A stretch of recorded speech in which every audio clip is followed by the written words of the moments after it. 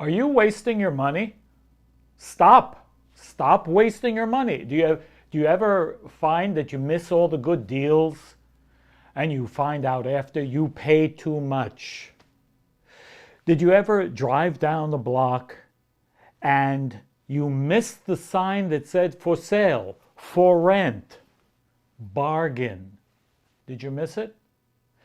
Do you find yourself wasting money on things that you don't need, or having remorse over things that you purchased and you say, why did I buy it? I'm not even using it. Why was I so stupid?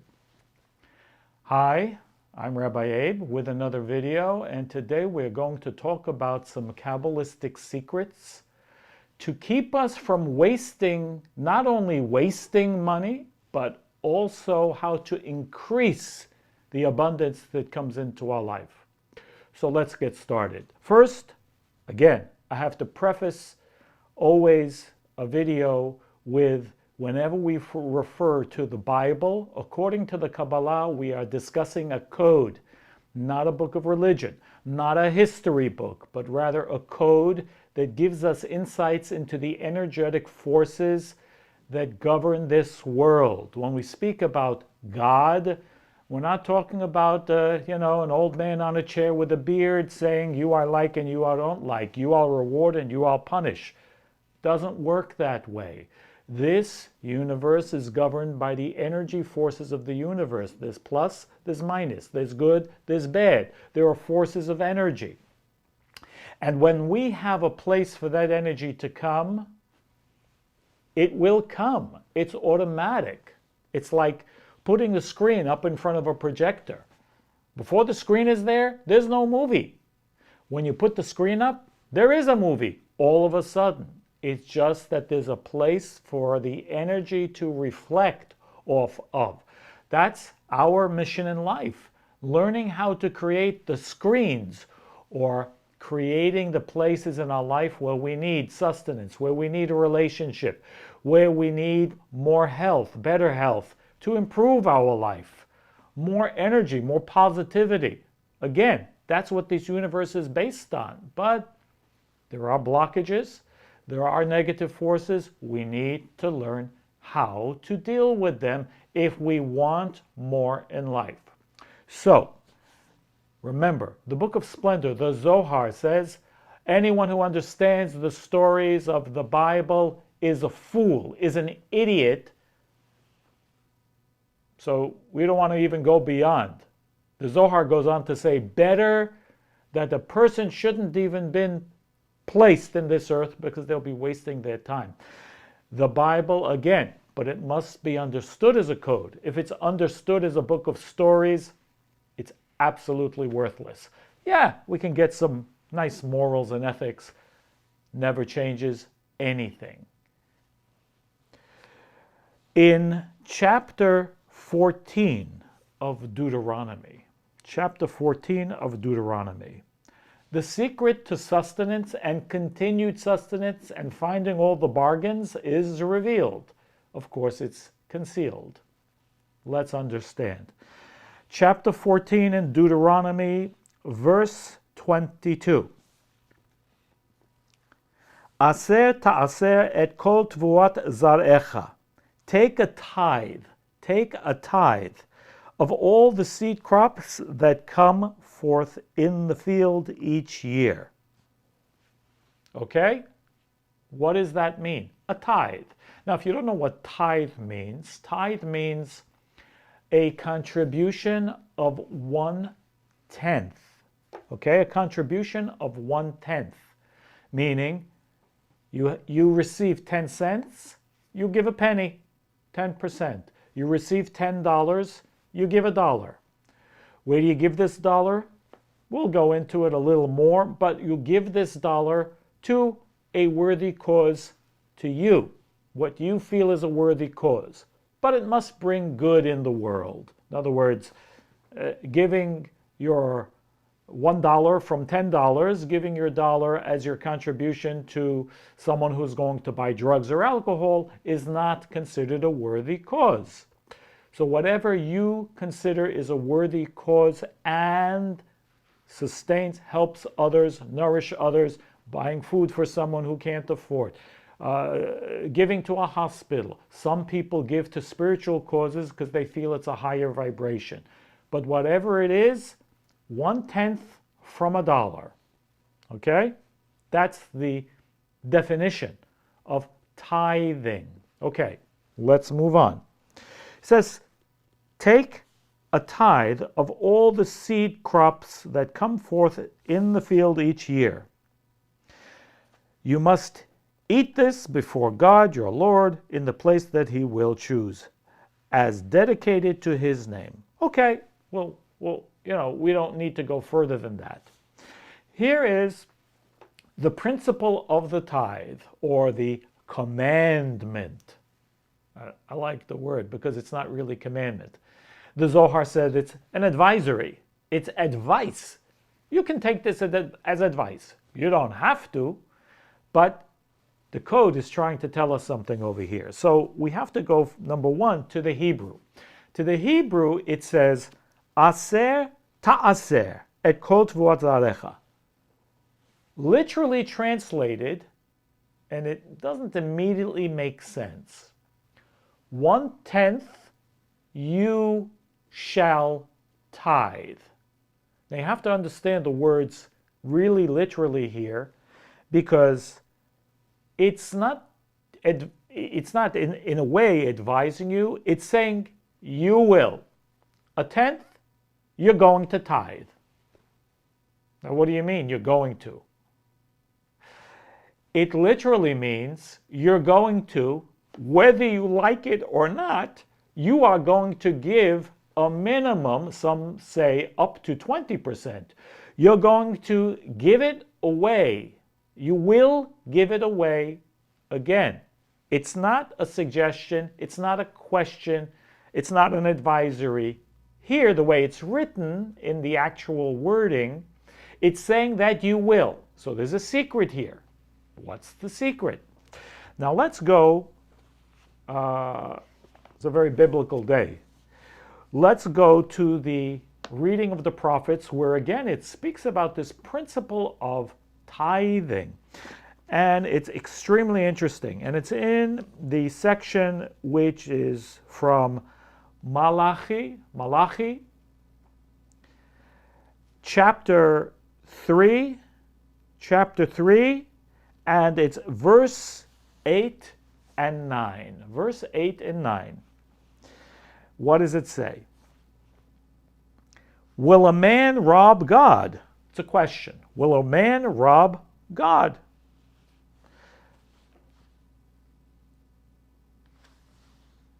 But you say, have we robbed you? How have we robbed you? In tithes and in offerings. So again, the prophet here is exclaiming, a prophecy from God, supposedly, receiving this idea. You've robbed me in tithes and offerings. So this is what the prophet is revealing. Now, does God need tithes or offerings? I mean, God, if you believe in God, God is God. Does he need, some spare change? Does he need money? Does he need my money?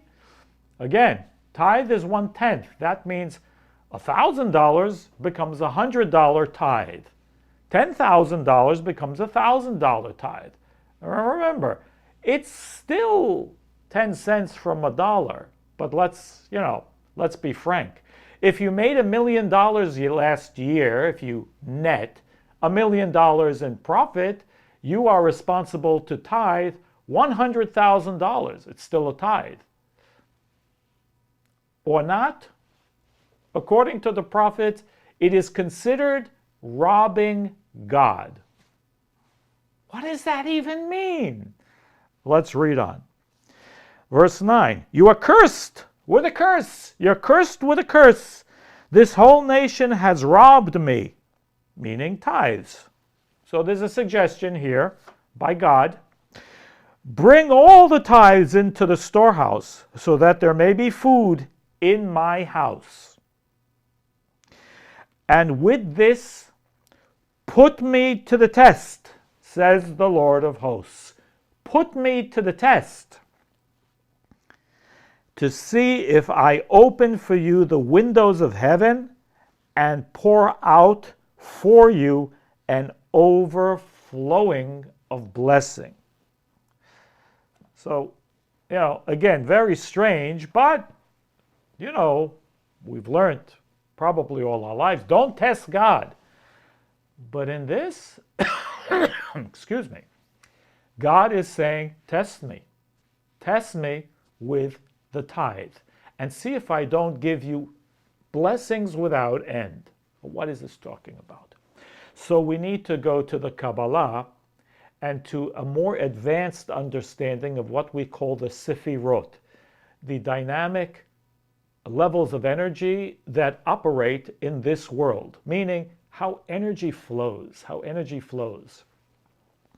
Now, each one of us, we all know that we have a capacity. We have a certain capacity to earn. We have a certain capacity to love. We have a certain capacity that, I don't want to say it's set in the factory, but according to our nature, we all have certain capacities to do certain things. We have a certain capacity to work. We have a certain capacity. We all have our boundaries. Let's call your earnings a thermostat of earning. So your earnings, let's say, is $500 a week, and your thermostat is set at $500 a week. And you can make it whatever. Could be $10,000 a week, or $50,000 a week, or whatever, or $100 a week. Each one of us has a certain capacity. Now, this capacity is based on certain things. It's not always a function of how hard we work, because some people we know don't necessarily work as hard, but they make more. Some people work very hard and don't make as much. So it's not a direct function of how hard I work physically, or sometimes even mentally, because again, it just doesn't directly correlate. I think we all know that, okay? And then we wish that we were making more, we feel we work very hard, we don't earn enough, and all these other different conversations. We each have a capacity. The secret, and this is a great secret, the secret here is understanding and educating ourselves how to increase our capacity. Not only increase our capacity, because increasing our capacity doesn't necessarily mean making more money. It can mean also wasting less money. Because again, if you wasted $10,000, it's $10,000 more that you could have had in your pocket, but you didn't know. Why didn't you know that you shouldn't have wasted your money on that? How does it work? Well, sometimes I do need to earn more. Sometimes I need to stop wasting, but it's not within our control. Sometimes we feel, the expression is, it's a hole, it's burning in my pocket. Sometimes you've earned a lot and you don't know exactly what to do. You have abilities and you just feel like spending. You don't necessarily know why. Well, again, there's a spiritual science to these things. But I can't obviously go into all the details. We're going to the punchline here. And the punchline is the Bible in its coded way and the secret understanding through the Kabbalah is explaining to us how not only to remove the loss, not only how to remove the waste, how to open us up and increase our capacity for more. It's teaching us the secrets of also how we gain more protection in our life and how we gain more blessings. And blessings can come in any form. How do we do that? The answer is tithing. Tithing. Now let's explain why. Each one of us, according to our capacity is like a cup. Okay? Imagine a cup. And the cup is a certain size. Now the cup has a capacity. If it's 10-ounce cup, if it's a 50-ounce vessel, whatever it is, it's a $100 cup, it's a $500 cup, it's a $50,000 cup, it makes no difference. It is what it is. Now, what makes it limited? Well, what makes a cup limited? The bottom of the cup. We all know. I mean, certainly without the bottom, we wouldn't be able to drink. But the bottom also limits its capacity to receive, you see. So, in a physical way, it's easier to see, but it doesn't exactly correlate. And I'll explain to you why. Because if the cup would have no bottom, I would be able to put an endless amount of water in there, but I also wouldn't be able to drink it. That true? Yeah, that is true. Well, maybe it's not exactly true. Think about it for a moment. When you have an unlimited flow of energy, can you not enjoy from that? Imagine you're underneath a waterfall. Can you benefit from that? Yes, you can. You can open your mouth and you drink. You enjoy from the pleasure, and it doesn't have to be limited. The water flow keeps moving. It keeps moving. It keeps moving. When we share something, let's say you woke up feeling amazing this morning, and you just don't know why. You have a big smile on your face. You know, when we feel energy, positive energy, we can't help but share it. We can't help but give it away. We'll say good morning to the person in the elevator. We'll say, how are you feeling? And you know, we will tend to share our energy with other people. Do we feel less because we shared what we have? No, the opposite. In fact, it increases. The more people you talk to and share good tidings with, good feelings with, the smile, the energy, the happiness, the more you have. It's like a candle. Energy is like a candle. It can share infinitely with an endless amount of candles, but the light increases, but the flame of that candle is never diminished. So when we understand it that way, in terms of energy, whatever we receive is according to our capacity. Now, wouldn't it be nice if we could expand our capacity?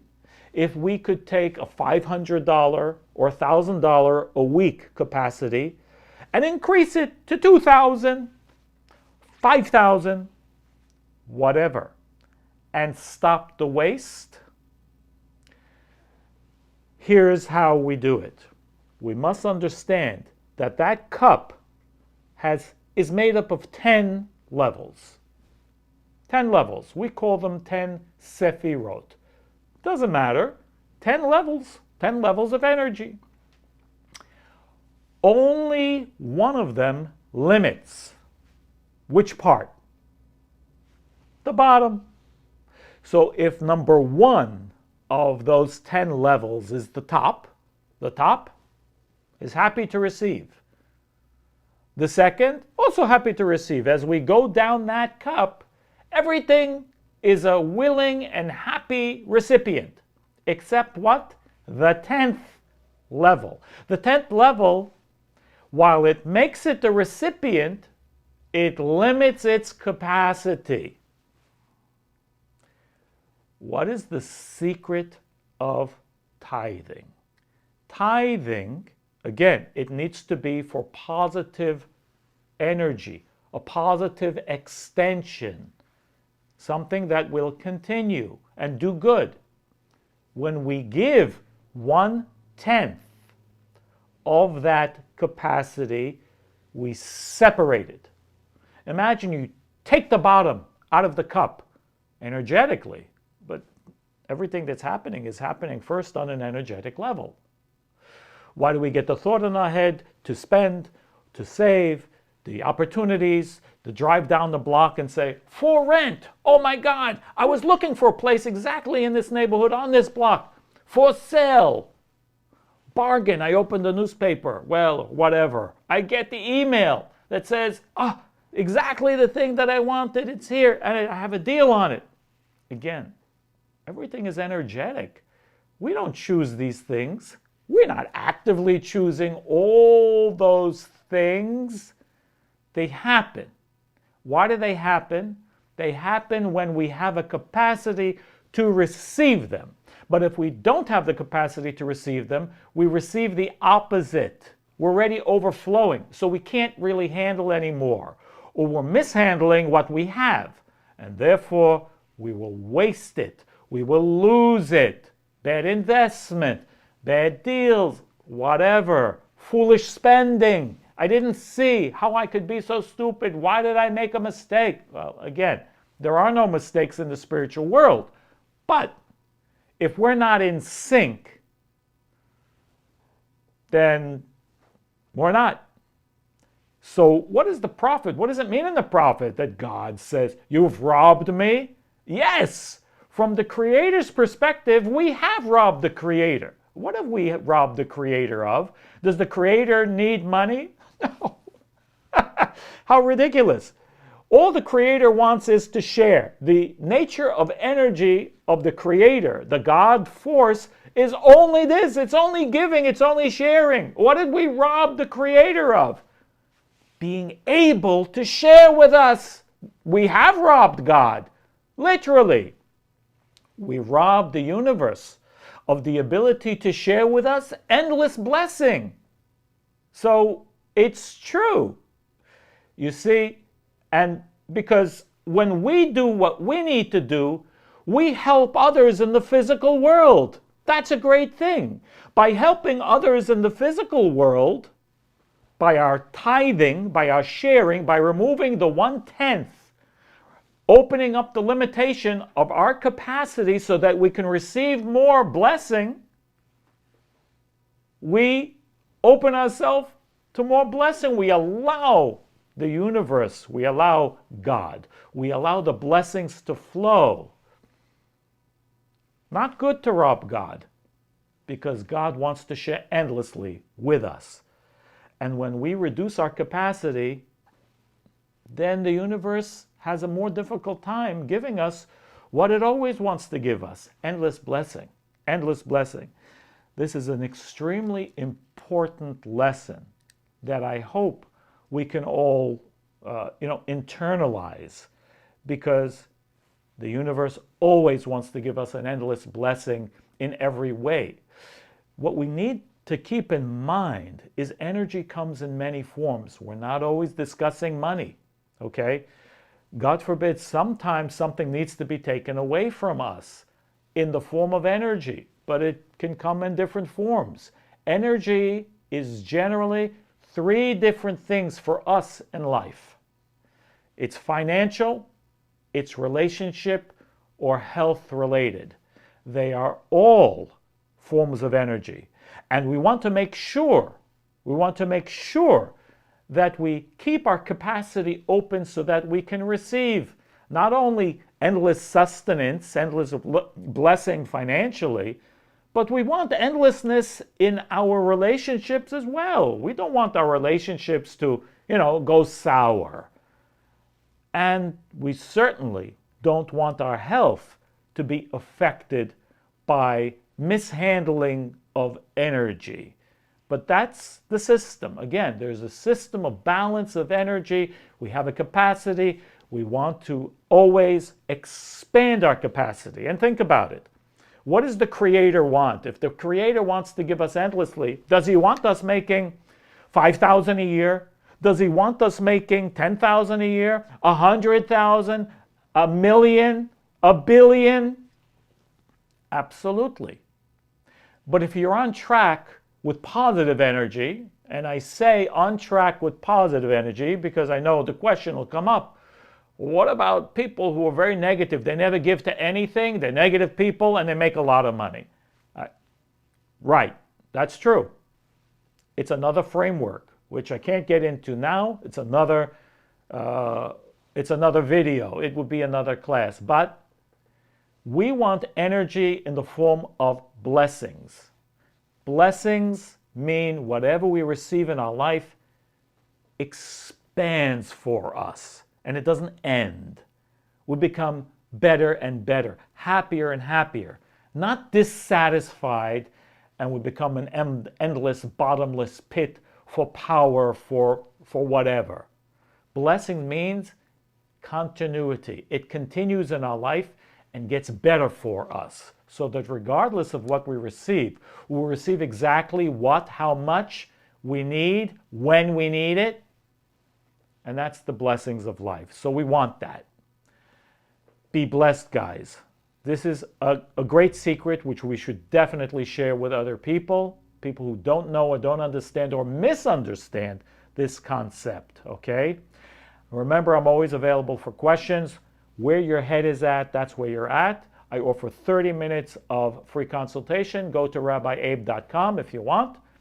If you enjoy this video, give it a thumbs up on YouTube so more people will be affected by it, and subscribe if you're not already subscribed.